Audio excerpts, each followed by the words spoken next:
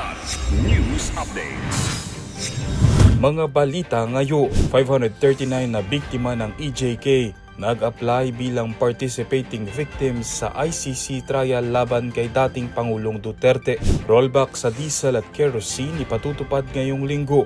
Supply ng langis ng bansa tatagal ang 54 na araw ayon sa DOE. Matinding init pumalo sa mapanganib na antas. Heat index umabot sa 45 degrees Celsius.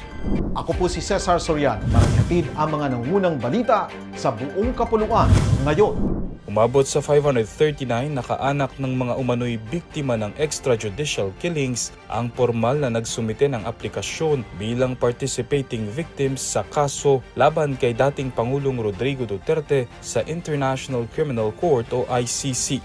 Ayon kay ICC Assistant to Counsel Attorney Maria Cristina Conti, layunin nitong maiparating ang kanilang panig sa proseso ng paglilitis kahit hindi na nila kailangang tumestigo sa korte. Bukod pa ang mga ito sa aktwal na mga testigo na sasalang sa korte.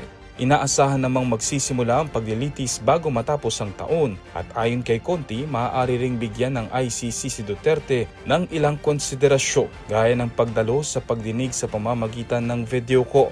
Nauna nang kinumpirma ng ICC ang jurisdiksyon nito at pinagtibay ang mga sakdal laban kay Duterte kaugnay ng crimes against humanity. Inanunsyo ng Department of Energy o DOE ang panibagong dagdag bawas sa presyo ng ilang produktong petrolyo simula bukas, Abril 28.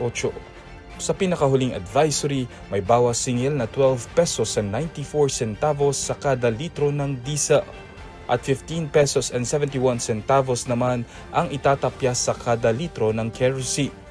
Bagya namang tataas ang presyo ng gasolina sa 53 centavos kada litro. Sa gitna ng rollback, ipagpapatuloy ng DOE ang fuel discount programs para sa mga driver ng public utility vehicles at TNVS, delivery riders at iba pang motorista.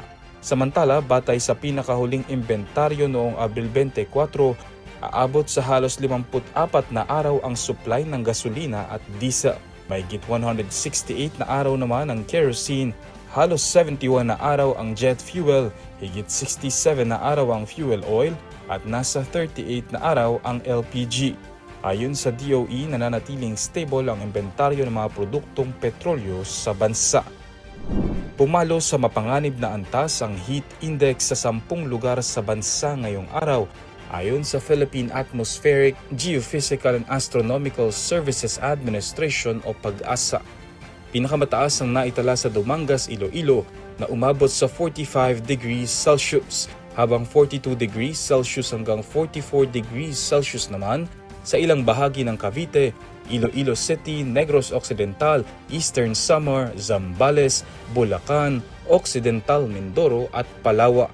Sa Metro Manila, umabot sa 40 degrees Celsius hanggang 41 degrees Celsius ang heat index, pasok sa extreme caution level na karaniwang nararanasan sa pagsapit ng tanghali hanggang hapon. Ayon sa PAGASA, ang ganitong antas ng init ay maaaring magdulot ng heat cramps, exhaustion at heat stroke sa patuloy na exposure. Dahil sa matinding init, nagpatupad ng cooling measures ang mga tauhan ng Manila Zoo na binuhusan ng tubig at pinaliguan ng mga hayop upang maibsan ang epekto ng mataas na temperatura.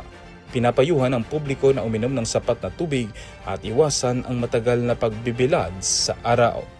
Para sa Kidlat News Channel, ako si Renzel Lenon, nag-uulat. Ako po si Cesar Soriano, kasama nyo sa bawat pagputok ng balita.